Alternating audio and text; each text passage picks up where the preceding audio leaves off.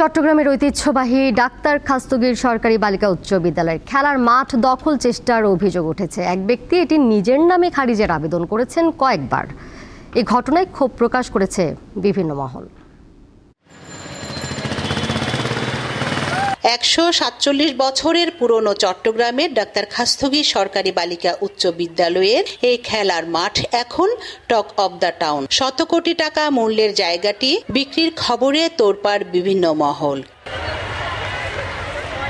১৫ কাঠার এই মাঠ ২০০৬ সালে ৩,৯৬ লাখ টাকায় বোয়ালখালীর বাসিন্দা প্রকৌশলী আরিফুল ইসলামের কাছে বিক্রির অভিযোগ উঠেছে। কিন্তু স্কুল কর্তৃপক্ষের দাবি মাঠটি তাদের নিজস্ব জায়গা, যা বিক্রির কোনো সুযোগ নেই। জায়গাটি রক্ষার দাবি জানান শিক্ষার্থী, অভিভাবক ও শিক্ষকরা। আমি চাই আমাদের স্কুল মাঠটা আমাদেরই থাকুক, থাকে আমাদের এটা প্রাণপ্রিয় স্কুলের মাঠ।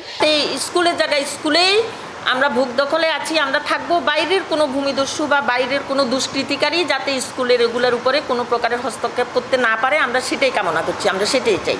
মাঠ নিয়ে স্কুল কর্তৃপক্ষের সাথে আরিফুল ইসলামের মামলা চলছে।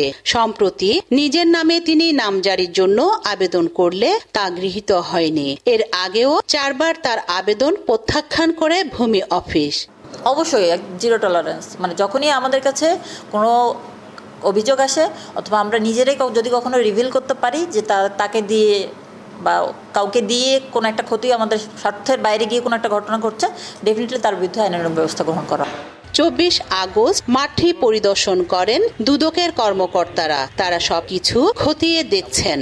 অলরেডি একটা যে সিএস খতিয়ান থেকে বিএস খতিয়ানে চলে যাওয়া, সেটার প্রেক্ষিতে আমরা দেখতে পাচ্ছি যে একটা কিছুটা অসঙ্গতি লক্ষ্য করা যাচ্ছে, প্রাথমিকভাবে প্রতীয়মান হয় আমাদের কাছে। সরকারি প্রতিষ্ঠানের জায়গা ক্রয় বিক্রয় কতটা আইনসম্মত জানালেন এই আইনজীবী। তো রাষ্ট্রের দায়িত্ব হচ্ছে এই প্রতিষ্ঠানের মাঠকে রক্ষা করা। কিভাবে নামজারি হলো মামলা চলাকালীন অবস্থায়, কিভাবে রেজিস্ট্রি হলো এবং রেজিস্ট্রি যারা কিনেছে নামমাত্র মূল্য দিয়ে এই শত কোটি টাকার সম্পদ 4 কোটি টাকা দিয়ে মাত্র কিভাবে এটা বেচা বিক্রি হলো, কিভাবে ট্যাক্স ফাঁকি দেওয়া হলো, আসল মূল্য গোপন করা হলো, এই বিষয়গুলো খতিয়ে দেখা দরকার। নামজারির জন্য আবার তারা যে চেষ্টা করছে, এই অপপ্রয়াসকারীদের বিরুদ্ধে কঠোর আইনানুগ ব্যবস্থা গ্রহণ করা দরকার। প্রকৌশলী আরিফুল ইসলাম কিভাবে এবং কার কাছ থেকে মাঠটি কিনেছেন এ ব্যাপারে দীপ্ত টিভি কয়েকবার ফোন করলেও তিনি ফোন ধরেননি। 1877 সালে প্রতিষ্ঠিত হয় বন্দরনগরের ঐতিহ্যবাহী ডাক্তার খাস্তগীর বালিকা বিদ্যালয়। রুনা আনসারি, দীপ্ত সংবাদ, চট্টগ্রাম।